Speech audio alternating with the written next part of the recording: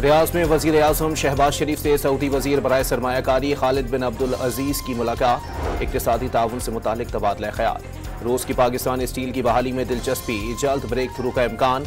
रूसी सफीर एल्बर्ट खोरेफ ने इशारा दे दिया। IMF का वफ्द 5 रोजा दौरे पर पाकिस्तान पहुंच गया। वफ्द को पहली सहमाही की माशी कारकर्दगी पर ब्रीफिंग दी जाएगी। कराची में चीनी शहरियों पर खुदकुश हमला केस में अहम पेशरफ्त। खातून समेत 4 दहशतगर्द गिरफ्तार। माली सहूलतकारों का सुराग भी मिल गया। वजीर दाखिला सिंध की न्यूज कॉन्फ्रेंस। बलोचिस्तान में सिक्योरिटी इदारों के इकदामात मरबूत बनाने का कानून मंजूर। अवाम, हुकूमत और फोर्सेस दहशतगर्दी से मिलकर लड़ेंगे। सरफराज भुट्टी का काबीना से खिताब।